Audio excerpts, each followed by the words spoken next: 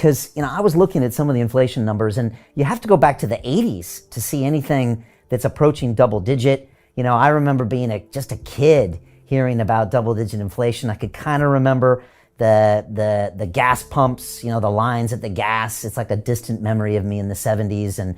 But how do you talk to younger people these days about what inflation is or it means? Because I don't think people really grasp what it actually means to your savings or to the economy in even a medium term. Well, that's exactly right, Brian. And if you, you're a little younger than I am, but I lived through it. I started my career in banking in 1976, and I remember my wife and I used to kid each other. She was in advertising, I was in banking, and the inflation was so bad, you'd get a raise every like 4 or 5 months, and you didn't have to ask. They would just give it to you because they knew that you were going to quit if they didn't keep up. So she would get a raise, and she was making more than I was at the time. So we'd go out to dinner, and then I would get a raise, and I was making more than she was. So we would just tease each other about that. But that's how it was. And the psychology was, if you needed whatever, a TV set or refrigerator, new car, whatever, you say, I better buy it now because the price is going to be higher. If I wait a month or 2 months, the price is going to run away from me. So it had huge behavioral effects. Of course, gold was, going to the moon. There was a lot going on at the time. But Brian, you're right when you say we're putting up inflation numbers today that are the highest in 40 years. That is correct. A little 41, actually, it was 1981 before we saw these numbers. But I remind people, the inflation in 1981 was the end of a 10-year period of inflation. It wasn't the beginning. You say, that's some inflation. Yeah, we did. But it had started. In some ways, it started in 1968, and it really took off in 1974, 75. So 81, these numbers, that was when Volcker finally got it under control.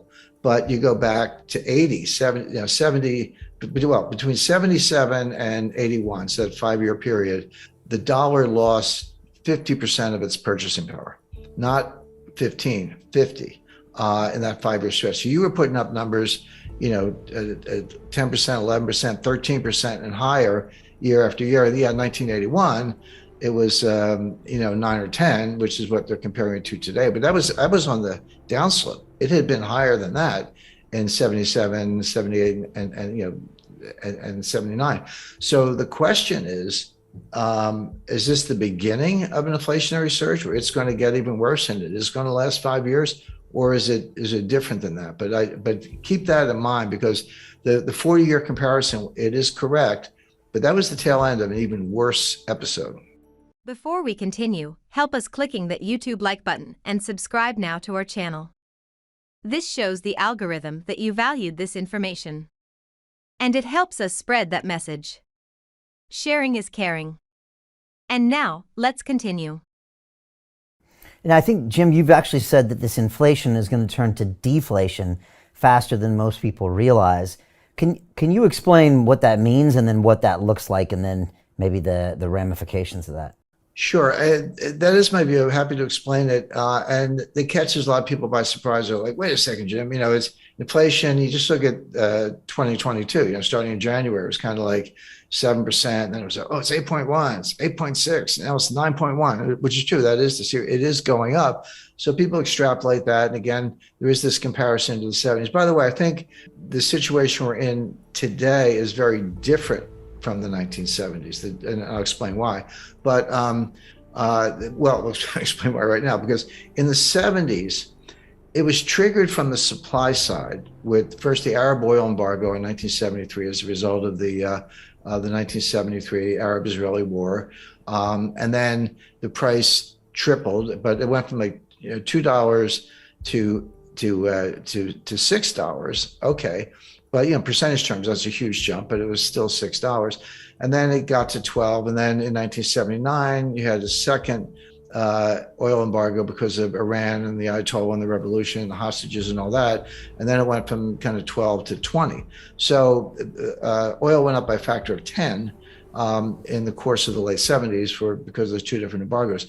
So that's coming from the supply side. But what happened was, the other source of inflation is on the demand side. So you have what's called cost push inflation. That's where, supplies choked off, or there's an embargo, or there's a shortage, natural disaster, a lot of things. It's coming from the supply side, and demand is inelastic, so you just pay up or, kind of do without. But the demand side is much more psychological. That's called demand pull inflation. That's when consumers behave the way I described. And as I said, I lived through the 70s, where, hey, I better buy it today, I better buy it now. You're pulling all this demand forward and bidding up prices because you're worried that it's going to get even worse. So as that applies to today, we are starting with the cost push inflation, mainly the price of energy, but the price of food is a big factor. And of course, they're related. It's like, here's the energy, here's the food. Where do you think the food comes from? To get the food, you got to feed the pigs and cows. What do you feed them? You feed them corn. How do you get corn? Well, you grow it on a farm. You need nitrogen fertilizer. You need diesel in your tractors.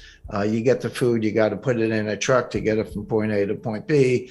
That requires diesel. The higher the diesel price, the higher the cost of food because you're moving it by truck, et cetera. So these things, as I say, are linked.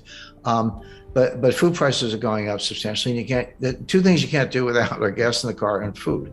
So you have that cost push inflation. We're not quite at the stage where it's demand pull. We're not quite at the stage where individual consumers are behaving the way I described in the 1970s, saying, "Hey, better spend the money fast because it's losing value," and you see that in inflationary expectations and inverted yield curves. And I'll come back to that because that's a really big deal. If you thought inflation was going to run away, as it did in the 70s, yield curves would be steeply sloping, and people would be in a frenzy to buy stuff. They're not. And the yield curves are not sloping, or upward sloping. They're inverted. They're going down. That tells you that, and we also see this in inflationary expectations. Inflationary expectations don't drive inflation here and now. What does is inflation here and now can feed on itself. Inflationary expectations don't drive it, but they tell you a lot. They're information rich. They tell you a lot about what people expect. What the yield curve is telling us, what inflationary expectations are telling us, and other factors are telling us is that, there's inflation now, but the Fed's going to kill it, and they're going to kill it by destroying demand and throwing us into a recession.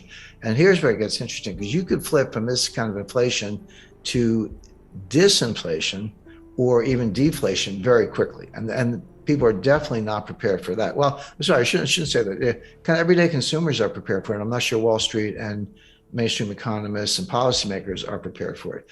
They're just extrapolating the inflation, saying, well, the Fed's going to kill it. Yeah, they might kill it, but at a price, at a very steep price. And consumers are really bracing for that. So, even Jay Powell said the soft landing is a myth. There's not going to be a soft landing. It's going to be a hard landing, but that's not priced into markets. The markets are kind of pricing in a squishy landing or a soft landing or from the runways. They're not pricing